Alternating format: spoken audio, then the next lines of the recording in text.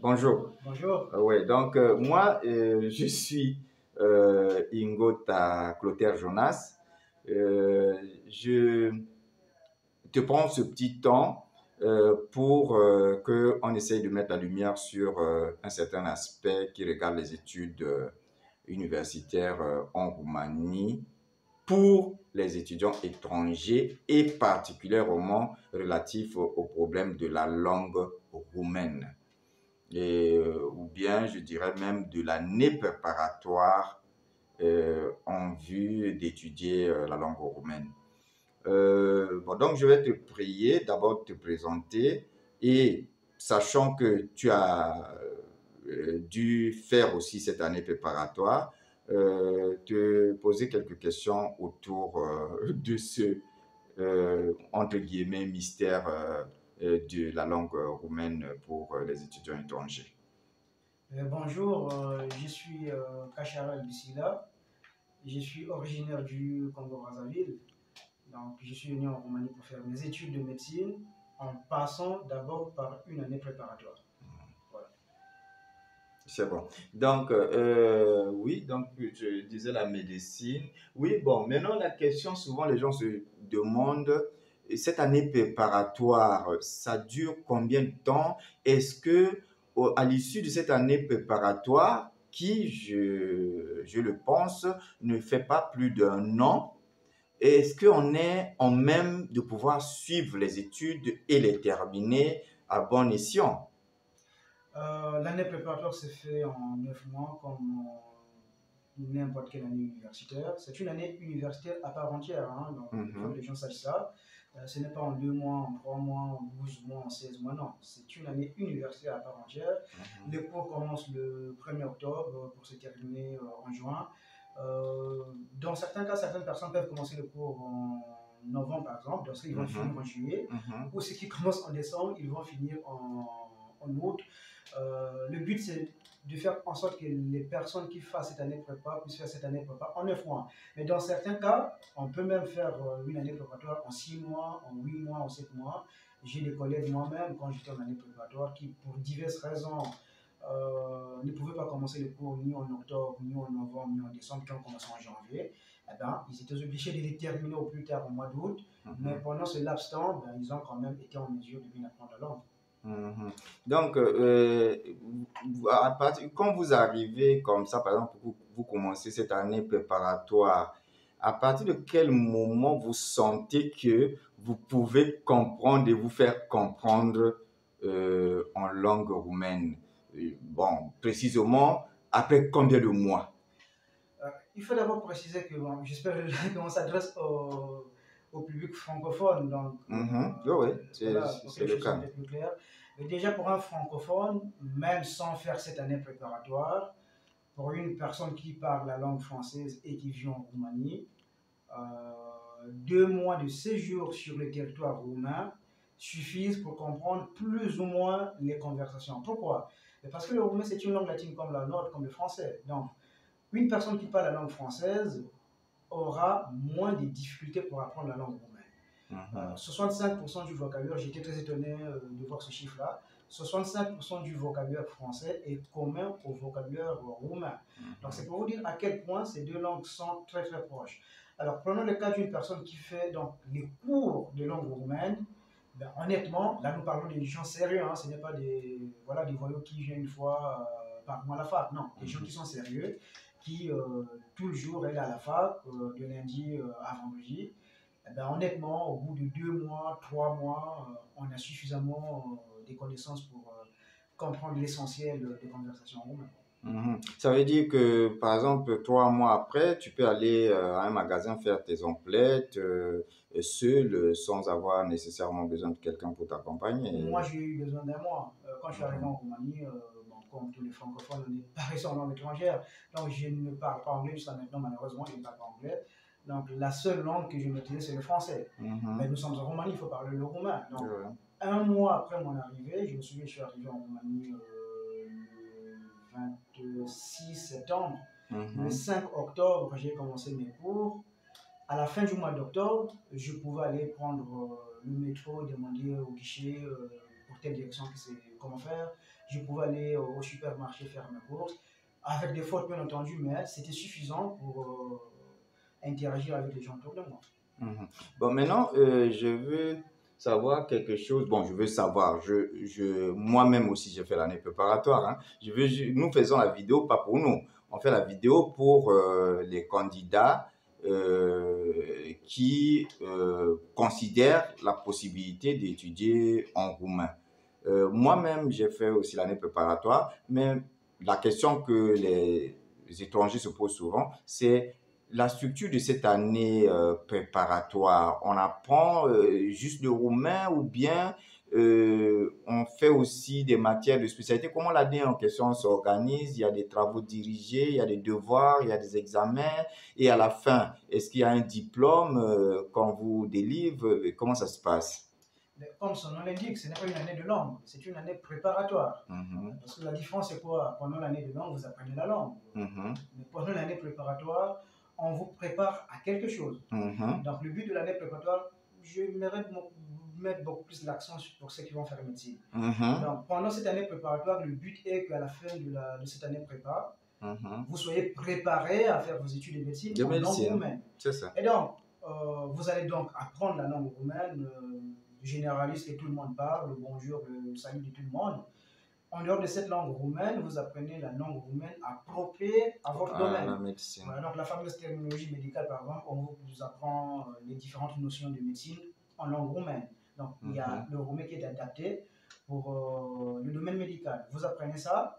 Et vous apprenez également ce qu'on appelle les matières de spécialité. Donc, pour la médecine, ben, vous allez faire un peu d'anatomie, un peu de chimie, parfois même un peu de biochimie, un peu de génétique. Bref, vous allez faire au moins 2 matières liées au domaine médical. Ça peut être de la chimie, de la biologie, ça peut être de l'anatomie, de la biochimie. Le but, justement, c'est de vous mettre dans le bain. Comme son nom l'indique, on risque de me répéter. Le but, c'est de vous préparer à faire les études de médecine à la fin de votre année de prépa. Et donc, pour justifier que vous avez donc cette connaissance de langue roumaine appropriée au domaine médical, à la fin de l'année préparatoire, vous obtenez, selon les universités, un certificat de compétences linguistiques, un diplôme des connaissances du roumain. Bref, vous obtenez un document qui atteste que vous avez la connaissance de la langue roumaine pour les études médicales. Bien entendu, hein, c'est une année universitaire à part entière, donc il y a des évaluations. C'est divisé en 2 semestres comme les autres années universitaires. Avant les examens de la première session au premier semestre, vous avez des évaluations. Donc, vous faites des évaluations comme tout étudiant et à la fin, vous passez donc la première session. Vous avez, je crois, 2 semaines de vacances, vous commencez le deuxième semestre. Il y a des évaluations également et à la fin, il y a un examen donné. Oui, bon, à cet examen, parce que cet examen, ou plutôt le certificat, bon, je ne vais pas appeler ça diplôme, le certificat qu'on vous donne en fin d'année, je sais que ça va servir dans le dossier pour l'inscription plus loin en fac. Parce que l'idée, c'est que lorsque on veut étudier en une langue, on doit prouver plus ou moins tacitement ou expressément que on a la maîtrise de la langue de l'enseignement par laquelle on va étudier. Si nous sommes chez nous, souvent on ne sent pas cela parce qu'on est chez nous, on parle la langue maternelle depuis le primaire jusqu'au niveau où on est. Personne ne va venir encore nous demander de faire des tests de langue et tout ça. Mais lorsque nous venons de l'étranger, on arrive quelque part, on suppose déjà par défaut que nous ne maîtrisons pas la langue du pays. Et donc, ou on nous prépare à connaître cette langue, ou si nous disons que nous la connaissons, nous devons le prouver. Et le plus souvent, c'est avec ce certificat-là qu'on délivre à la fin de l'année préparatoire. Mais je voudrais souligner l'aspect que, comme tu as dit, qu'il y a des évaluations. Évidemment, c'est un système de notation. Hein. Le système aujourd'hui partout, c'est de notation. On note en quelque sorte le niveau de connaissance que chaque étudiant a. Et c'est des notes qu'on donne. Et ces notes, à ce que je sache, ont une importance au moment de l'inscription plus loin. Parce que en Roumanie, on note sur 10 et que si quelqu'un, par exemple, a 5 sur 10, pour s'inscrire plus loin, il devrait passer encore le test de langue. S'il a, par exemple, 5 sur 10 ou même 6 sur 10. Je crois que c'est à partir de 7 sur 10 que on n'a plus l'obligation de passer le test de langue en roumaine. Vous, à votre époque, en fait, toi, à ton époque, est-ce que cela a été vraiment... Bon, les gens ont souvent l'habitude d'utiliser le terme facile. Moi, je n'aime pas ce terme. Déjà, je n'aime pas la facilité, mais je n'aime pas non plus le terme facile. Mais disons, en parlant en termes, par exemple, de pourcentage, est-ce que y avait un pourcentage raisonnable des étudiants avec qui tu as fait l'année préparatoire, donc les étudiants étrangers? Je sais qu'il y a aussi parfois les Roumains qui ont grandi à l'étranger, mais la majorité, c'est les étrangers.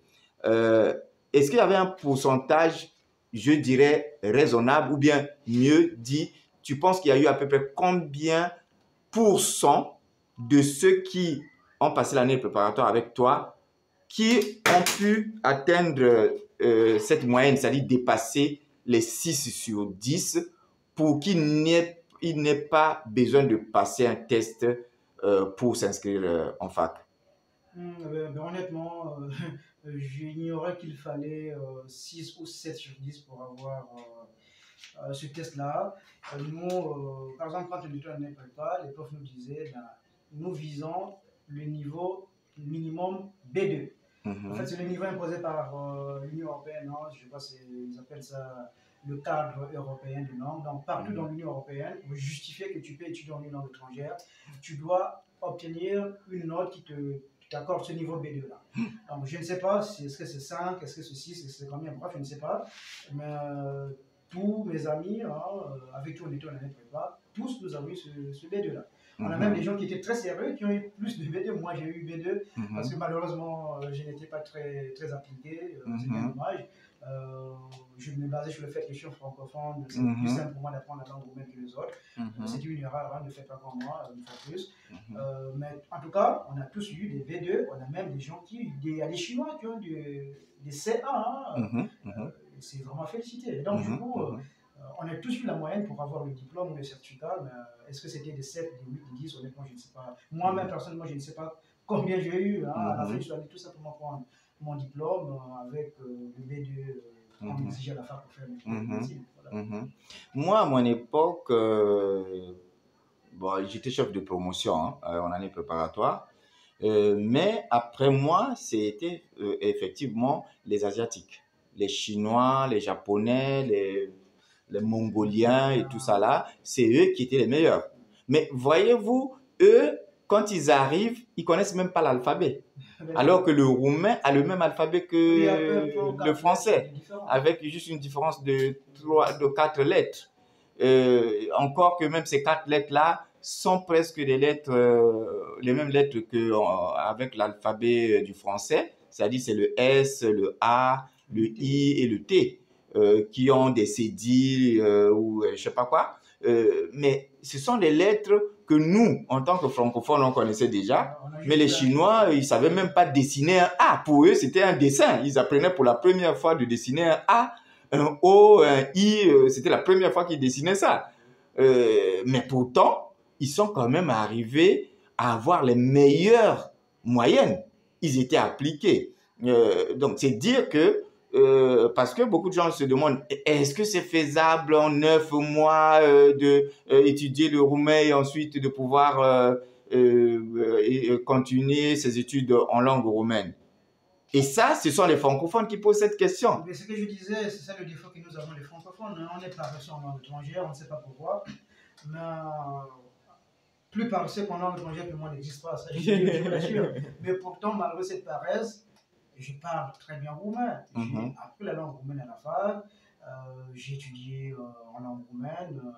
Une fois de plus, c'est une langue comme la nôtre. Franchement, quand vous prenez le mot pharmacie, ben, ça s'écrit pharmacie et c'est une langue phonétique où tu écris ce que tu entends. Tu lis ce que tu vois. Donc, pharmacie, par exemple, en roumain, ben, ça s'écrit avec F. Il n'y a pas de PH comme chez nous, on complique les choses. Homme, chez nous, homme, c'est quoi? H, je crois, O, 2M, E, tout ça. C'est OM. Voilà, c'est la même signification que je dis, mais c'est OM. Et donc, c'est tout simple. Donc, actuellement, quand je écris un truc en français, ben, parfois j'écris avec des erreurs parce que je suis habitué avec cette phonétique roumaine. Donc, c'est une langue très, très, très facile à apprendre pour celui qui parle déjà la langue française. On n'a pas de raison, en 9 mois, même en 6 mois, de ne pas correctement parler de cette langue. Parce qu'une fois de plus, les similitudes avec le français sont tellement criards que, honnêtement, pour une personne qui, à la base, est francophone, ce serait même, à la limite, c'est même honteux, non, que tu sois francophone et que un Asiatique qui ne connaît même pas écrire un A, un O vienne apprendre avec toi les mêmes cours et que lui comprenne et surtout, toi tu ne comprennes pas. Et surtout qu'à la fin de cette année, on est censé faire quoi? On est censé faire les études de médecine. Oui. Alors là-bas, c'est les gens appliqués. C'est ça. Alors, tu ne peux pas me dire que tu n'as pas été capable d'apprendre la langue roumaine en 9 mois et être capable d'apprendre un programme en médecine qui demande beaucoup plus. Voilà encore une autre contradiction. Voilà, donc si tu n'es pas en mesure d'apprendre la langue roumaine en 9 mois, honnêtement, tu n'as rien à faire en médecine. Voilà. Va faire même en français, tu ne feras rien. Voilà. Il faut que les choses soient claires. Hein. C'est ça, oui, oui. Bon, moi, c'est même la question qui allait suivre. Est-ce qu'en première année, tu arrives à suivre le professeur? Bon, comprendre une langue, avoir même parfois même les meilleures notes, c'est une chose, mais quand le professeur dispense son cours, est-ce que tu peux suivre ou bien dans les TD, tu peux comprendre les explications du prof en roumain? Je parle de la première année. La première année, il faut dire les choses vraies.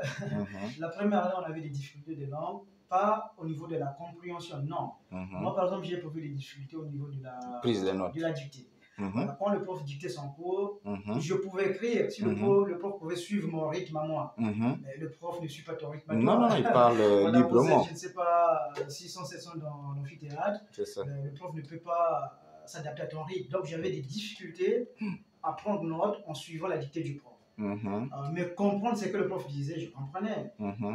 Alors, de toute façon, le problème de la dictée, ça se résout facilement. Je prenais les notes de mes amis et je photocopiais. Et plus simple encore, le prof avait son livre. La plupart des profs ont des cours sous forme de livre. Donc, il suffit d'acheter le livre du prof, tu as pu le cours. En fait, c'était beaucoup plus des annotations où le prof a peut-être omis de mettre... Pendant le cours magistral, il peut faire quelques commentaires. Ajuster un peu son cours qui se trouve dans le livre. Il va écouter cette partie, j'avais oublié de mettre ceci ou c'est peut-être un peu plus compliqué pour simplifier. Bon, je vous dis que la partie simplifiée, prenez note. C'est beaucoup plus des choses comme ça. Sinon, le cours, il est déjà dans le livre du prof. Il suffit d'acheter le livre, oui, tu as tout. Mais en première année, donc, il y avait ces petites difficultés d'adaptation. Mais en deuxième année, j'étais très à l'aise. Honnêtement, c'était top. Je n'ai pas de difficultés. Bon, moi, par contre, j'ai fait aussi l'année préparatoire. J'ai fait aussi mes études en roumain. Mais moi, je n'ai pas fait la médecine. Mais je pense que la réalité est plus ou moins la même. C'est-à-dire, quand je prends un cours, par exemple en roumain, à supposer que je ne comprenne pas le résumé que le prof a donné pendant son cours magistral, j'arrive à la maison. Mais je n'attends pas, c'est-à-dire que personne ne m'interdit, par exemple, d'aller fouiller la documentation. Si je suppose, si je considère que c'est un problème de langue qui m'empêche de comprendre, personne ne m'interdit de prendre le livre traitant le même sujet en une langue que je considère maîtriser, par exemple en français. Moi, je faisais tout le contraire. Je suis francophone, mais lorsque à l'école on prenait un cours, que je comprenne ou pas, quand j'arrivais à la maison, je cherchais la documentation anglo-saxonne. Et je me documentais avec les livres anglo-saxons. Pourtant, mes cours à l'université, c'était en roumain. Et je n'étais pas le dernier de la classe parce que je lisais en anglais. Bien au contraire, il arrivait même à l'époque où je suis arrivé ici, la Roumanie était encore la Roumanie communiste. Il arrivait même que les documents anglo-saxons, donc notamment américains, que j'utilisais pour faire mes recherches, même mes profs, parfois, n'avaient pas accès à ça. Et donc, il arrivait même que parfois, le prof m'appelle à côté pour soit me prier de lui prêter le livre ou bien me demander un avis sur un aspect de son propre cours. Parce que il savait que je consultais cette documentation étrangère. Donc, je ne sais pas si en médecine, on interdit cela. Ah, mais non, mais comment interdire à quelqu'un qui va apprendre d'améliorer D'apprendre, voilà. De toute façon, il y a la bibliothèque qui est là, qui est ouverte à tout le monde. Personne ne va t'interdire d'aller fouiller. Un exemple, par exemple, quand j'étais en deuxième année, il fallait faire un exposé. C'était en quelle matière là? Je crois que c'était en neuroanatomie. J'ai bien préparé mon exposé en roumain, mais en utilisant, j'avais mon livre d'anatomie en français. Bon, la chose que j'avais, que mon prof était parfait francophone, et donc j'avais préparé les deux versions. J'avais ma version en français et ma version en roumain. Et quand je suis arrivé à la fin, quand c'était mon tour de présenter, le prof s'est aperçu qu'en fait j'avais également une version en français. Il dit non, moi je ne fais pas la version en roumain, tu me fais la version en français. Il dit mais mes collègues, ils ne comprennent. Il dit mais c'est moi qui vais te noter, c'est pas tes collègues. Donc je me fais ta présentation en français. Et donc du coup, j'ai fait ma présentation en français, ça s'est très bien passé. Donc personne ne va t'interdire d'étudier en français si tu penses que tu vas peut-être mieux comprendre le cours en français. Voilà, mais en fait, je vais rester sur l'aspect de la compréhension du roumain pour une personne qui est passée par l'année prépa. Tu comprends le roumain si tu as réellement fait les cours de l'année préparatoire. Tu n'as forcément pas besoin et d'étudier en roumain et d'étudier en français pour comprendre les cours qui sont donnés à la fac. Non, les seuls cours qui sont donnés en roumain sont largement suffisants si tu as réellement appris la langue roumaine pendant l'année préparatoire. Donc, c'est donc possible après juste 9 mois de cours. Bon, à noter que même à l'université, je pense pendant les 2 premières années, quoique vous ayez fait l'année préparatoire, pour les étrangers, dans le programme, il y a encore le cours de langue roumaine, je pense. Le langue roumaine, oui. Oui. Le langue roumaine, et en fait, on améliore toujours, mais honnêtement, dans mon cas, c'était même facultatif. Non, enfin, je partais tout simplement parce qu'il fallait être présent. Sinon, les choses qu'on nous enseignait, c'est des choses que j'ai apprises pendant l'année. Voilà, c'est les mêmes choses. Voilà, donc c'est sur les mêmes choses qu'on revient. 10, voilà, lors des examens. Ce n'était pas nécessaire d'aller suivre le cours attentif. Donc, quand il fallait étudier à la maison, je passais mon temps à étudier l'anatomie, la biochimie. Je ne pouvais pas étudier le cours des langues roumaines. Je venais de faire ça pendant 9 mois en année préparatoire. Donc, je m'attendais seulement à avoir 10 à l'examen. Le jour de l'examen, je me présentais. Je me souviens, ce n'est pas pour me vanter, non. Je faisais ça en moins de 15 minutes. L'examen d'évaluation en roumain, ça prenait, je crois, 1h30. Donc, nous, les étrangers, on faisait le roumain, les roumains faisaient l'anglais. Donc, on avait à notre disposition 1h30 pour faire ça. Mais en 15 minutes, je finissais tout. Il y a même une fois en 3e année, le prof m'a suspecté que j'ai triché. Il dit, ce n'est pas possible qu'en 15 minutes, tu puisses terminer l'épreuve. Non, c'est pas possible. Et donc, je lui ai dit, écoutez, pour que je n'ai pas triché, vous me mettez où vous voulez, vous me donnez d'autres sujets, et je vous mets à défi qu'en moins de 15 minutes, je vais finir. Et effectivement, il l'ont fait. Ils l'ont fait. Bien, ils l'ont fait. Dis donc. Et ils m'ont donné d'autres sujets, ils m'ont mis là où tout le monde me regardait, je les ai fait en 8 minutes. Et ce qui m'a marqué, que devant tout le monde, ils m'ont présenté des excuses. Oh, oui, ils se sont excusés. Non, on est désolé. Voilà, là. Parce que j'avais bien appris la langue pendant l'année préparatoire. Malgré le fait que j'étais un peu paresseux, me basant sur le fait que je suis francophone, il y a plein de mots qui se ressemblent. Mais malgré ça, j'ai quand même appris correctement la langue pour justement me permettre d'être à l'aise à la fac. Moi, j'ai eu j'ai vécu à peu près la même situation que tu viens de raconter là. On a eu un examen, oui, c'était au cours d'un examen, et c'était écrit. Bon, on nous donne des sujets, on donne nos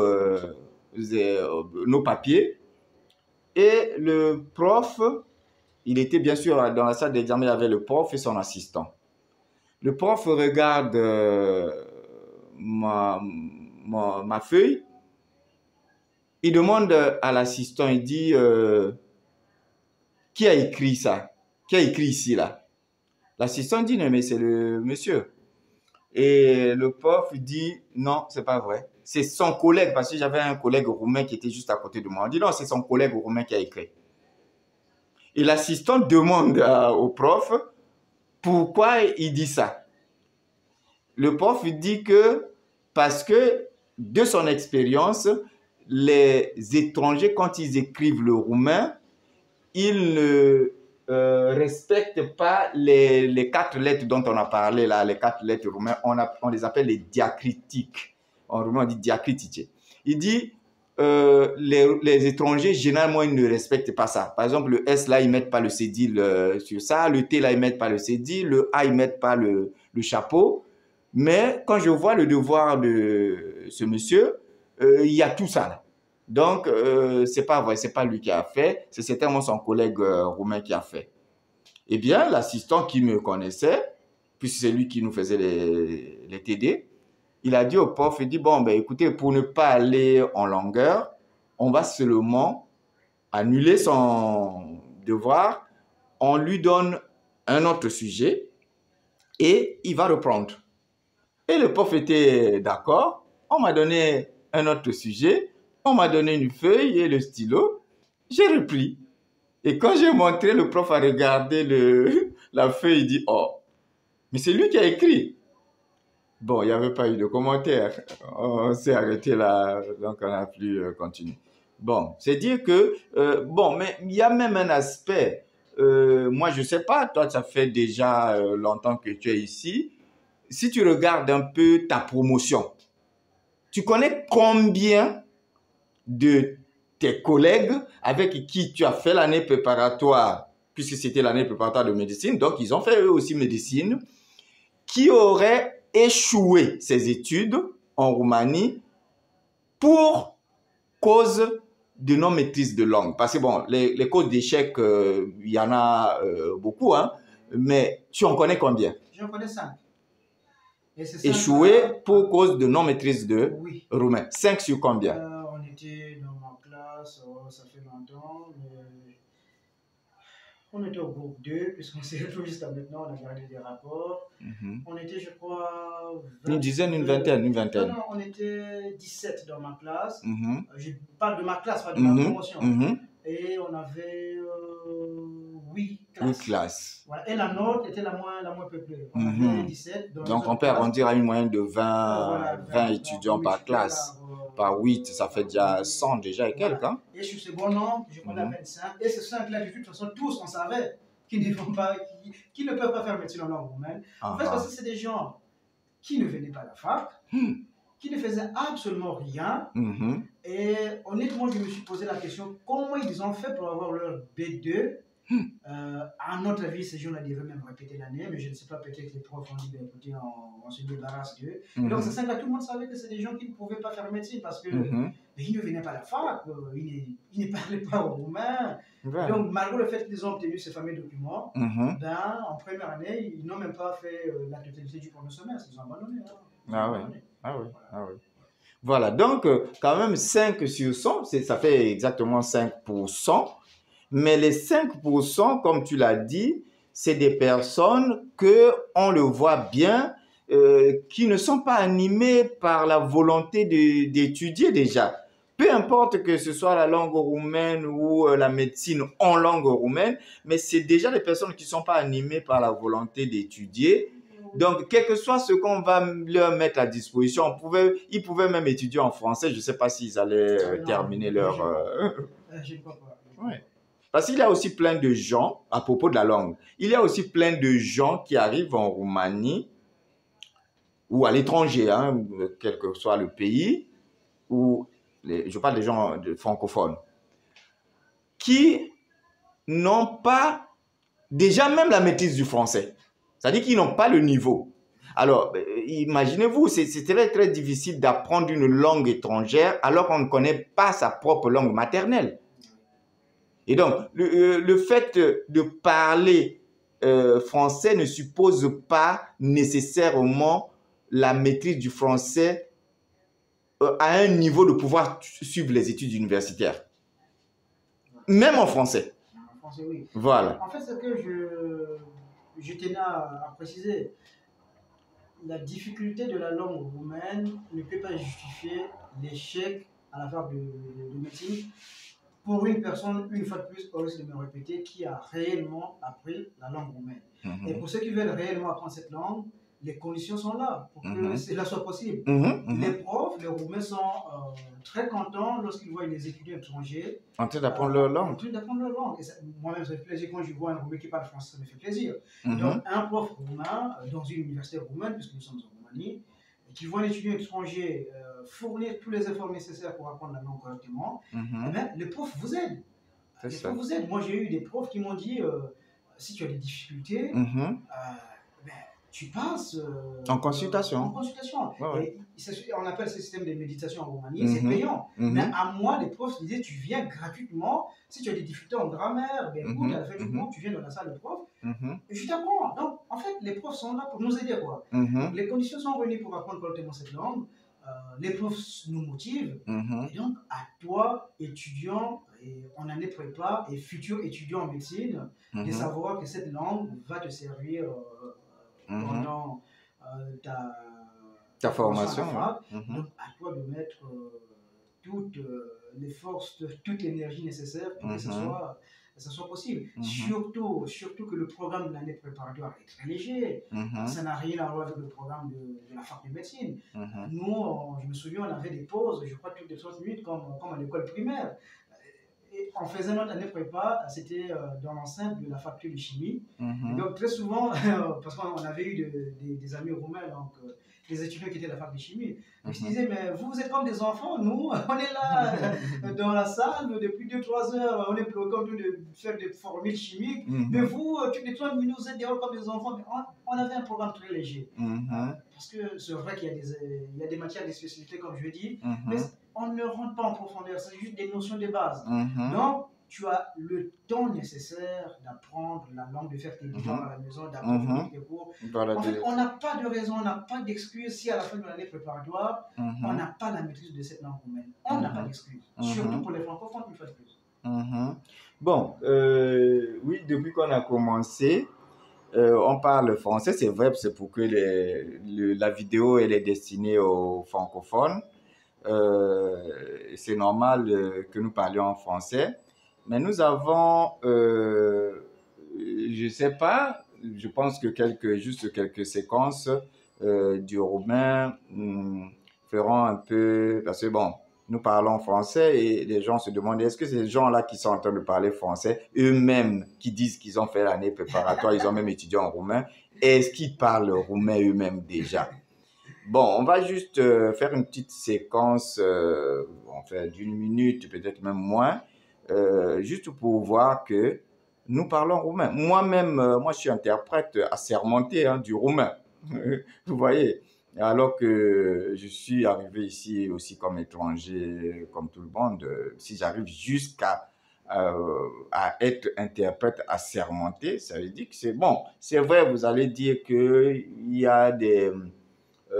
comment on appelle ça, des têtes qui sont plus illuminées que les autres. Oui, c'est vrai. Mais bon, la moyenne, tout le monde qui est en Roumanie, même les gens qui étudient en français là, après 1 an, 2 ans, ils parlent roumain dans les couloirs. Ouais. Bon, donc, aș dori numai pentru o secvență de 1 minut să încercăm să vorbim în limba română ca să poate să înțeleagă că este posibil vorbi această limbă de către un niște străini. Deci, întrebarea mea era, da, ți s-a părut așa de dificil această limbă sau ce poți să zici în limba română? Deja e foarte ciudat să vorbesc așa doar pentru a demonstra că putem vorbi în limba română. Mă rog, asta e. Nu, e o limbă străină, e ok, dar nu e chiar așa de grea. Pentru o persoană mai ales care limba de origine este limba franceză, limba română e foarte ușoară. Ai doar nevoie de un pic de muncă, un pic de și de inspirație. Exact. Niște lucruri pe care orice persoană, cum se zice, cu minte, care știe pentru ce scop, pentru ce motiv a venit în România, poate face. Deci, pentru oricine care este hotărât să învață medicină în limba română, 9 luni de facultate în anul pregătitor sunt destul pentru a studia cât se poate de corect în limba română. Mai ales, eu ved mai ales pentru medicina, pentru că medicina este un domeniu care are cu precădere un jargon mai mult latinește, aș putea să zic așa, și cuvintele și termenele, chiar și expresii, sunt plecând chiar și deja de la numele științei, care este medicina, trecând prin farmacie, anatomie, chiar și până la cuvinte gen femură, ce să mai zic, dinți, seamănă un pic cu dent în franceză. Nu știu, poți să zici și tu câteva termene medicale care sună exact la fel ca în franceză. Craniu, în franceză, le crâne. Ce îmi pot să patologie, în franceză, patologie. Ce mai pot să imunologie, terapie, cardiovascular, cardiologie, contagieux, on parle de maladie. De fapt, nu știu ce mai spun. Lucrurile sunt foarte clare. Cineva care are nevoie de cunoștințe în limba română pentru a studia la facultatea de medicină, pentru asta are nevoie de un an pregătitor, 9 luni la orice universitate care are la dispoziție acest an pregătitor, sunt de ajuns. Chiar mai puțin de asta se poate, în 6 luni, în 8 luni, în 7, nu ai nevoie de un an, nu știu, întreg ca să investi în limba română. Nu e vorba de asta, e vorba de cineva care vrea. E vorba de dorință aici. Dacă dorești să faci tu facultatea în limba română, ai timpul necesar de a învăța această limbă aici, într-o facultate acreditată, și e de ajuns. Adică nu cerăm că la final să devii tu, nu știu, un expert sau un interpret ca mine. Da, și eu am, nu știu, niște cuvinte care nu prea înțeleg, dar acum asta nici în franceză. Orice limbă, da. Hai să semne domnul Macron care se prezintă Franței, dinsul nu știe toate limba franceză. Deci asta nu e posibil, dar minimul care e necesar pentru a face medicina în 9 luni sunt suficient timp la 9 luni, e suficient pentru a face medicina. Ouais. Bon, mais c'est bon, je crois qu'on va plus vous ennuyer. Pour finir, nous allons essayer de discuter un peu des aspects, on va dire un peu de la forme. Parce que les gens se disent, bon oui, on va faire l'année préparatoire pour étudier en langue roumaine, mais après, déjà premièrement, comment on fait pour accéder, ça c'est surtout les Européens qui ont ce problème, hein. Les non-Européens n'ont pas trop ce problème de savoir comment ils font enfin, des Européens qui se posent ce problème. Mais en réalité, ils ont moins de problèmes de ce point de vue que les non-européens. Mais eux qui en ont moins, ils se posent plus de problèmes sur cet aspect que les non-européens. À savoir comment faire pour s'inscrire en année préparatoire. Pour s'inscrire en année préparatoire, c'est très simple. Il faut envoyer des dossiers. Hein, donc ça peut être via une entreprise spécialisée dans ce sens-là, via directement. Bref, il faut avoir un dossier qu'il faut soumettre au niveau du ministère ici à Bucarest. Donc ce n'est pas l'ambassade là-bas qu'il faut le faire, ce n'est pas, je ne sais pas où, non, c'est en Roumanie que ça se passe. Donc il faut solliciter une inscription en Roumanie dans une université. Pour les Européens, ils vont donc recevoir un document, l'attestation de reconnaissance et d'équivalence. Donc, en quelque sorte, l'État roumain va avoir l'équivalence du baccalauréat prénom français. Et donc, c'est grâce à ces documents que le français donc, va venir en Roumanie pour s'inscrire dans une université accréditée, hein, qu'elle soit privée ou publique, pourvu que l'université soit accréditée par le ministère de l'Éducation nationale. Pour les non-européens, c'est plus ou moins la même logique. Il faut envoyer un dossier, on obtient ce qu'on appelle la lettre d'acceptation aux études universitaires. Donc, grâce à ces documents, l'étudiant non-européen vient en Roumanie, s'inscrit à la fac et puis on commence les cours.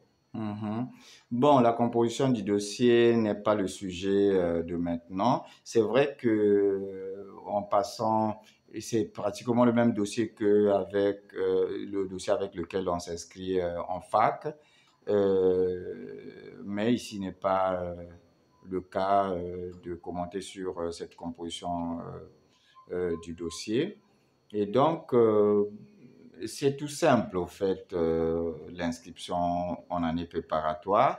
Bon, il y a quand même, il est vrai, une petite différence avec l'inscription directement en fac, je dirais du point de vue du calendrier, des délais. C'est-à-dire que les gens, par exemple, maintenant, nous sommes en juillet, là, on est en août plutôt. On est en août, début août. Les gens qui ont essayé de faire leur préinscription pour les facs afin d'étudier en français, certains, pour ne pas dire même la majorité, n'ont pas été retenus. Et ils sont en train de considérer la possibilité de ne pas perdre l'année et donc éventuellement de s'inscrire en année préparatoire et se demandent à pareille date, est-ce que c'est encore possible? Parce que déjà pour les facs, c'est fini. Hein? Oui, c'est encore possible, à condition de faire vite. En fait, comme tu l'as dit, la différence est que pour ceux qui voulaient solliciter les inscriptions directes en français, là-bas, il y avait un calendrier à respecter. Mais en année préparatoire, il n'y a forcément pas un calendrier aussi strict que pour les facs directes en français, mais là-bas, c'est en fonction du nombre de places qui restent. Donc, il faut faire vite, parce que, par exemple, à Cluj, je savais que le dernier délai là-bas, je crois, c'était le 22 juillet. Même 1000 personnes pouvaient déposer jusqu'au 22 juillet. Alors que maintenant, on peut par exemple dire en année prépa, bon, vous pouvez déposer vos dossiers, disons, jusqu'au 20 août.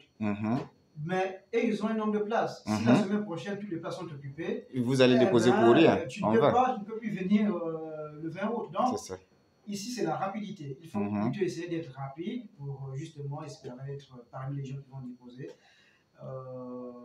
les dossiers en occupant les places qui restent disponibles actuellement. Donc, c'est être rapide. Oui, il y a cet aspect. Et il y a un autre aspect, je pense. Tu vas me corriger si je me trompe. Les Européens. Pour l'année préparatoire, ils ne font pas comme les non-européens. Parce que les non-européens, pour l'année préparatoire, ils déposent leur dossier directement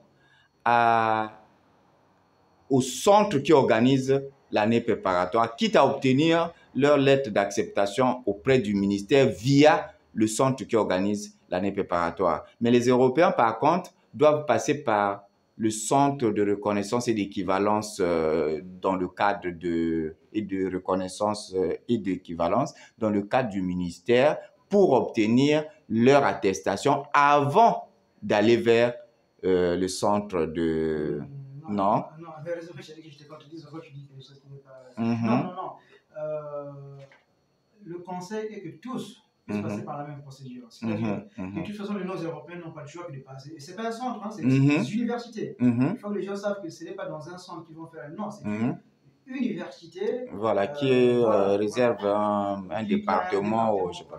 Donc, il faut, pour les souvent les facultés de langue souvent les facultés de langue. Voilà, peu importe quel facteur, mais s'ils ont un département de l'année préparatoire et que l'université est accréditée par le ministère. Pour cela, oui. Voilà, donc pour les non-européens, de toute façon, c'est obligatoire de passer par l'université et c'est l'université qui envoie au ministère.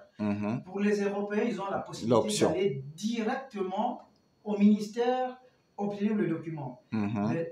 Mais le souci, c'est quoi? Le ministère te donne ses documents, mais tu dois aller dans une université pour t'inscrire afin de faire les cours. Alors, je parlais tout à l'heure des places. Cette université a un nombre de places. Ben, si toi, tu es passé directement au ministère, ok, on t'a donné le document qui t'autorise. Voilà. Mais si au moment de te présenter dans une université, l'université dit, moi, je n'ai pas de place disponible, ben, tu as un document qui t'autorise à faire l'année prépa, mais tu n'as pas une place à l'université. C'est ça. Donc, pour éviter ce petit souci, c'est mieux de passer directement par l'université qui organise. Voilà, comme ça, l'université, au lieu que ce soit toi l'étudiant qui va directement au ministère, même si tu as cette possibilité, non, l'université envoie ton dossier au ministère. En fait, c'est deux directions séparées. Il y a une direction pour les Européens au ministère et une direction pour les non-Européens au ministère. Et une fois que le ministère, via la direction des Européens, te donne le document, et bien, automatiquement, tu as ta place à l'université, puisque c'est l'université elle-même qui avait sollicité cette lettre-là pour toi. Ah, d'accord. C'est bien pour cette précision parce que j'avais l'impression que les Européens étaient... Bon, je prenais même pas ça comme un inconvénient, mais je prenais ça comme un avantage dans le sens que une fois qu'il a l'attestation là, il se présente à n'importe quel centre. C'est ça, il se présente, il peut se présenter à n'importe quel centre, mais il peut buter contre ce problème, il n'y a plus de place disponible. Alors que s'il s'était présenté directement, il avait plus de chances d'attraper. Non, il n'a même pas plus de chances, c'est garanti. Puisque l'université, quand elle prend son dossier, l'université l'enregistre comme futur étudiant. Donc, si l'université a 5 places, automatiquement, parmi ces 5 places, cet étudiant a lié sa place à lui. Donc, on ne peut pas parler de plus de choses ici, on parle de certitude. De certitude, oui, c'est ça. Quel autre aspect lié à l'année préparatoire? Ah, voilà. Là, c'est l'autre aspect qui est lié à l'année préparatoire. Et la question est assez récurrente au sein des étudiants étrangers qui arrivent en Roumanie, c'est est-ce que une fois qu'on a terminé son année préparatoire, on est sûr que lorsqu'on se présente dans une université, quelqu'un m'a même dit, qui dispense les cours de médecine en roumain. Bon, ici, entre parenthèses, est-ce qu'il y a une seule université en Roumanie de médecine et pharmacie qui ne dispense pas les cours, ces cours en roumain? Et ça n'existe pas. Tout le monde commence d'abord par dispenser les cours en roumain. Ensuite, il y a quelques-uns, très peu d'ailleurs, qui vont aussi dispenser leurs cours aussi en langue étrangère. Et donc, la question, c'était, est-ce que, une fois qu'on a terminé l'année préparatoire, on a finalement, le fameux mot, on a finalement la garantie que on va aller s'inscrire pour étudier en roumain et que on ne sera pas rejeté? C'est ça la question qui se pose souvent. Malheureusement, ce n'est pas pour tout le monde. Pour les Européens, depuis cette année-ci, ce n'est plus garanti qu'à la fin de l'année prépa, il y a une classe à la fac de médecine. Pour les non-européens, c'est toujours le cas.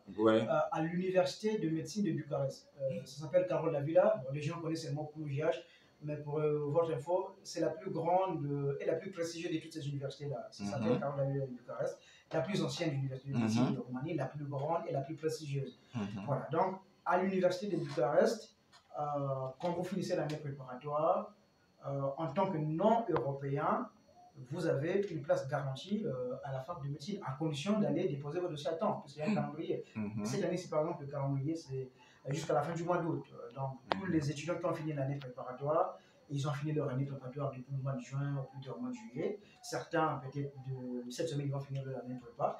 Mais en tout cas, ils ont jusqu'au 31 août ou au 30 août, je ne sais pas en quel jour se termine ce mois, pour aller déposer le dossier. Là, c'est garanti. Pour les Européens, c'est également garanti jusqu'à l'année passée à l'Université de Bucarest. Malheureusement, je ne sais pas ce qui s'est passé. On exige qu'ils puissent faire un concours d'entrée à la fac, même s'ils se sont passés par l'année préparatoire. Bref, mais il y a d'autres universités de médecine qui proposent des cours de médecine en langue roumaine où on n'a pas besoin de ce concours, même lorsqu'on est européen. On constitue un dossier, on le dépose en respectant les délais des universités. Reste à savoir si le dossier doit être accepté ou pas. Mais j'aimerais préciser qu'en déposant un dossier dans une faculté de médecine en langue roumaine, prenons le cas de l'université de l'IH, donc le même Européen dépose son dossier à la fac de médecine en langue roumaine à l'université de l'IH, il dépose un deuxième dossier toujours à l'université de l'IH, mais à la faculté de médecine en langue française. Ben, il aura plus de chances d'être accepté à la faculté de médecine en langue roumaine qu'à la faculté de médecine en langue française. Oui. Ça, c'est vrai une fois, mais encore, il y a encore un autre avantage, toujours pour les Européens. Bon, nous ne faisons pas la vidéo seulement pour les Européens, c'est pour tous les étrangers, même les non-européens. Mais cet aspect, ça concerne les Européens. Voilà pourquoi, d'ailleurs, de ce point de vue, les Européens qui ont plus d'avantages, comme on dit, tout droit suppose aussi des obligations. Ils ont aussi plus d'obligations. Voilà pourquoi ça donne l'impression que les Européens sont désavantagés par rapport aux non-Européens. Non, c'est tout simplement parce qu'ils ont plus de droits qu'ils ont aussi plus d'obligations. Alors que les non-Européens qui n'ont pas beaucoup de droits n'ont pas non plus beaucoup d'obligations. Et ça tourne en quelque sorte en un avantage. Les Européens, quand ils ont leur année préparatoire faite, moi, je peux me permettre de dire qu'ils ont plus ou moins la garantie d'entrer nous parlons de la médecine. Pour les autres domaines, il n'y a même pas de discussion. Mais pour la médecine, ils ont plus ou moins la garantie d'entrer en médecine. Maintenant, le problème va se poser dans le choix de l'université où on veut s'inscrire après l'année préparatoire. À noter aussi que tu peux faire ton année préparatoire à n'importe quelle université accréditée pour cela. Tu n'es pas obligé de faire ta faculté à cette université. Tu peux aller faire ta faculté ailleurs. Bon, maintenant, s'il se trouve, par exemple, que tu ne peux pas, après avoir fait ton année ton année préparatoire, mettons par exemple à l'université de Bucarest, tu n'arrives pas à t'inscrire à la faculté de médecine et pharmacie Carole Davila à cause d'un problème de concours. Libre à toi d'aller te présenter, par exemple, à IH. Et si à IH, il n'y a pas de place, libre à toi d'aller te présenter à Cluj. Donc, tu ne peux pas rater ça, au fait. À moins que tu aies toi-même la fantaisie de t'accrocher à une certaine université. Dire, par exemple, que moi, je ne vais étudier qu'à Cluj. Ou bien, moi, je ne vais étudier qu'à IH. Là, oui, tu as effectivement cette limite que tu te donnes toi-même. Te limite et c'est à toi de supporter ça. Mais si tu ne te donnes pas des limites comme ça artificielles et fantaisistes, excusez-moi le terme, non, tu as la garantie après avoir étudié, plutôt après avoir fait ton année préparatoire et terminé avec une moyenne acceptable, je vais dire au moins 7 sur 10, ou bien comme tu disais le B2, tu vas entrer à l'université. Voilà. Donc, bon, je ne sais pas, toi, par exemple, à ton niveau, si tu as quelques commentaires à affaire toujours liée à cet aspect de l'année préparatoire. Bon, moi, je vois presque épuisé. Ah bon, je vois par exemple l'aspect du coût.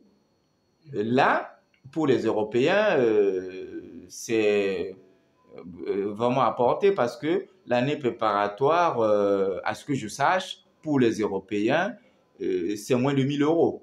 Mais il faut préciser quand même, dans les universités d'État, oui, c'est autour de 700, 800 euros. Sauf qu'une fois de plus, le but ici, ce n'est peut-être pas vouloir faire des économies. Si par, je ne sais pas, quel concours de circonstances, qu'on n'a pas la possibilité d'avoir une inscription en année préparatoire dans une université d'État et qu'on peut avoir dans une université privée, du moment où le certificat des compétences de l'UTIS à la fin a la même valeur, ben je pense qu'on peut quand même faire l'inscription. Et là-bas, tout le monde doit payer le même prix. Donc, si c'est 2 000 euros, tout le monde doit payer 2 000 euros. C'est ça. 3 000 euros, c'est 3 000. Dans les universités d'État, les Européens payent maximum 1 000 euros. Alors que les non-européens, pour la même formation d'année préparatoire, peuvent payer 2 000, 3 000 voilà. Surtout pour la médecine, c'est entre 2 000, je crois, 250 jusqu'à 3 500. Voilà, mais par contre, dans une université privée, que tu sois européen ou pas, tu payes le même prix que tout le monde. Bien entendu, ici, ce n'est pas non, mais mettez-moi dans une université d'État. Si ce n'est plus possible, ce n'est plus possible. S'il reste la possibilité d'une place dans une université privée, tu t'inscris. Ce n'est pas pour 1 000 euros d'économie que tu vas faire ton projet d'études quand même. C'est ça. D'accord. Donc, bon, je crois qu'on a presque épuisé le sujet. De toute façon, s'il y a des questions, les gens qui en ont, faites-en les commentaires en dessous de la vidéo. Et on aura le temps de continuer la discussion. Toute discussion ouverte n'est jamais fermée. Hein. Donc, tout ce que je peux dire, bon, je donne d'abord la parole à Cacharel. Ensuite, je vais clore la vidéo. Mais la parole, c'est quoi? C'est déjà pour toute personne qui est décidée de venir faire des études en Roumanie, c'est d'abord de mettre, là je parle beaucoup plus pour nos amis français, c'est d'abord mettre de côté les clichés que vous avez sur la Roumanie.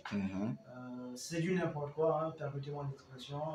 Ce n'est pas le tiers-monde qu'on vous fait croire par vos médias officiels là-bas, ça n'a rien à voir avec ça. Donc c'est d'abord un pays européen comme chez vous. Et donc du coup, tout ce que vous trouvez en France, vous le trouvez ici, et à moindre coût d'ailleurs. Et donc du coup, c'est une sérieuse alternative, parce que malheureusement, toutes les personnes, pas toutes les personnes, la majorité qui sollicitent la Roumanie, c'est des gens qui malheureusement n'ont pas pu accéder là-bas, donc avec le passé, ce que vous connaissez mieux que nous. Et donc, ils n'ont plus de choix de toute façon. Et de toute façon, la Roumanie, ce n'est pas voilà, le ghetto qu'on vous fait croire. Non, c'est un pays moderne, les gens sont respectueux, voilà, les universités sont de qualité. Ça dépend de chacun. Hein. Pour une personne qui sait pourquoi il est venu en Roumanie, honnêtement, les conditions sont là pour réellement apprendre la médecine. Et donc, l'option de l'année préparatoire, comme on disait, très souvent, ce que les gens ignorent est que même les étudiants qui s'inscrivent directement en première année en français, ils vont étudier en français juste pendant les 3 premières années. La médecine, c'est de la pratique. À partir de la 4e, 5e, 6e année, c'est ce qu'on appelle la phase clinique. Vous restez, je crois, 80% du temps à l'hôpital. C'est la pratique. Et donc, du coup, le système oblige que tout le monde, en ce moment-là, puisse faire les stages en langue roumaine. Parce qu'on est en Roumanie. Donc, on travaille avec les hôpitaux roumains. Donc, qui ont des malades roumains. Et donc, ces malades roumains parlent quelle langue et parlent roumain. Et donc, que vous soyez inscrit en première année en français ou en anglais, en 4e, 5e, 6e année, donc la phase clinique, tout le monde doit parler la langue roumaine. Voilà, donc, une personne qui est passée par cette année préparatoire et qui a fait ses études de médecine en langue roumaine, ben, n'a pas ces difficultés de langue avec les malades. Moi, quand je suis arrivé, je voulais faire mes études de médecine en langue française, comme tout bon francophone. Tu n'aimes pas le terme facile, mais en tout cas, c'était facile. À mon époque, ce n'était pas maintenant où pour avoir une classe en français, c'était la... Non, c'était très simple. Mes parents ont discuté avec les gens qui sont passés par là. Ben, ces gens-là ont donné donc des bons conseils à mes parents, comme quoi, si vous voulez que votre fils fasse correctement les études de médecine en Roumanie, même s'il veut étudier en français, qu'il fasse d'abord cette année préparatoire pour bien apprendre la langue. Et l'année qui suit, vous le mettez en français. Et puis, ça, c'est valable même pour tous les domaines. Hein. C'est pas seulement la médecine. Voilà, vous verrez que ce domaine va l'aider. j'étais hyper fâché, hein, pendant, je crois, un mois, je ne voulais même pas me prendre le téléphone quand mes parents m'appelaient. Donc, j'ai été obligé de faire cette année prépa. Mais à la fin de cette année prépa, alors que j'avais le choix d'aller commencer ma première année en français, je me suis rendu compte que non, ça ne servait pas. Donc, je continue mes études en langue roumaine. Voilà. Donc, c'est une langue à ne pas négliger, ce n'est pas une perte de temps, comme pensent certaines personnes. Non, je vais perdre encore une année. Non, vous ne perdez pas une année. Voilà, c'est une année où vous apprenez la langue qui va vous servir dans vos futurs rapports avec les malades à l'hôpital. Et donc, du coup, faire une année préparatoire, ce n'est pas une année de perdu. Oui, bon, mais écoutez, soyons raisonnables. Si nous allons, on prend un pays comme une alternative pour terminer ou poursuivre ses études, ou du moins passer même une partie de ses études, c'est que déjà quelque part, soit par des informations qu'on a eues, soit, en tout cas, on a eu un certain nombre d'informations qui nous déterminent de mettre cette alternative dans nos différentes options. Et lorsque nous avons mis cette alternative dans nos options, nous devons considérer qu'un pays a une langue et nous le savons déjà même à cette étape-là que la Roumanie ne parle pas la même langue que nous, par exemple. Alors, comment on peut déjà, du coup, s'imaginer que, bon, je m'en vais en Roumanie là-bas pour étudier en ma langue. Ça me paraît pas très, très logique. Et arriver en Roumanie quand même, on arrive déjà même en Roumanie, mais refuser d'apprendre la langue du pays. Même si on ne devait pas étudier en cette langue, comment vous pouvez imaginer votre vie dans un pays où tout le monde parle une langue et vous non? Comment vous pouvez, même si à l'école vous parlez votre langue, mais à la maison, en ville, dans la rue, les gens parlent la langue du pays en question et vous ne la parlez pas. Je ne sais pas comment vous allez vous débrouiller. Votre vie va être pratiquement difficile, hein, parce que tout ce que vous allez faire en dehors de l'école, vous allez le faire en la langue du pays. Donc, bon, je ne sais pas, je n'ai pas trop de commentaires pour ça. Bon, ben écoutez, on va clore. La vidéo dure déjà longtemps. Tous ceux qui avaient les commentaires, faites-en. Si vous avez d'autres discussions ou d'autres aspects que vous pensez qu'on n'a pas abordé à ce sujet, mettez-en dans les commentaires et on prendra le soin de faire peut-être d'autres vidéos pour toiser aussi ces aspects qu'on n'aura pas vus ici. Pour le reste, tout ce qu'on peut vous prier, c'est de vous abonner, éventuellement de mettre le pouce en l'air ou bien d'activer la cloche de notification pour que si prochainement nous publions des vidéos, vous soyez notifié par le système YouTube. Merci, merci d'abord à Cacharel aussi et à tous ceux qui vont pouvoir regarder cette vidéo. Allez, au revoir.